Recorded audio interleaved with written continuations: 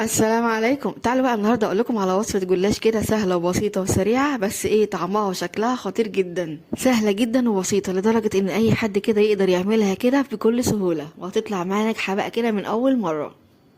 جلاش كده ب5 دقايق هيكون جاهز معاكي كده بدون تعب ولا مجهود خالص، والنتيجه بقى بتاعته كده مبهره جدا. تعالوا بقى بينا نبدا بالفيديو الجميل النهارده علشان نشوف المكونات وكمان طريقه التحضير. بس قبل اي شيء بقى ما ننساش نحط اللايك الجميل للفيديو، كمان الشير ومشاركة لكل حبايبنا، والاشتراك في القناة لو لسه مش مشتركين، وتفعيل زر الجرس علشان يوصل لكم الاشعار بكل الوصفات الجديدة. تعالوا بينا نبدأ.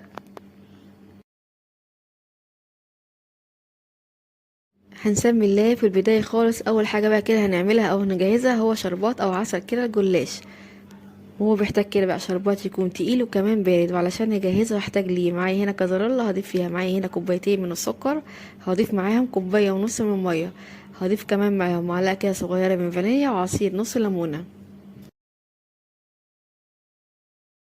بدون تقليب بقى كده خالص هناخد كل المكونات الجميلة دي وهنبدأ بقى كده نرفعها على النار.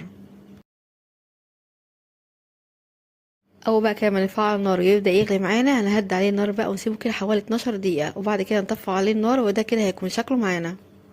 هنسيبه بقى كده لحد ما يبرد معانا تماما كده على جنب. وتعالى نشوف بقى الخطوه الجايه هتكون عباره عن ايه. معانا بقى هنا لفه من الجلاش وزنها كده حوالي 500 جرام.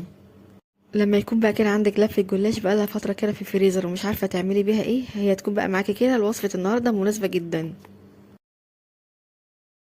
هنبدا بقى كده نقطع كده لفه الجلاش بتاعتنا شرايح كده سمكها وسط بالشكل ده، وبعد كده نبدا كده نفككها من بعض زي ما حضرتك كده شايفينها. هتكون معانا كده عباره عن شرايط طوليه بالشكل البسيط ده.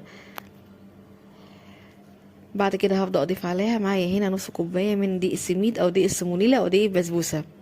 هضيف كمان معاهم حوالي كده 3 معالق كبار من جوز الهند، ومعايا كمان معلقة كده صغيرة من الفانيليا. كل الاضافات بقى كده اللي احنا بنضيفها على الجلاش النهارده هتدي للجلاش بقى كده طعم مميز مختلف جدا، وهتنقل الوصف بقى كده في حتة تانية خالص. يعني هتكوني بقى كده مش عارفة بتاكلي جلاش ولا بسبوسة. هقلبهم بقى كده مع بعض كويس جدا بالشكل البسيط ده، وبعد كده هبدأ بقى اضيف لهم هنا السمنة. معايا هنا نص كوباية من السمنة، هضيفها بقى كده للجلاش واقلب بقى كده السمنة مع الجلاش كويس جدا لحد بقى ما نتأكد ان كل الجلاش اتغلب بالسمنة كويس جدا معانا.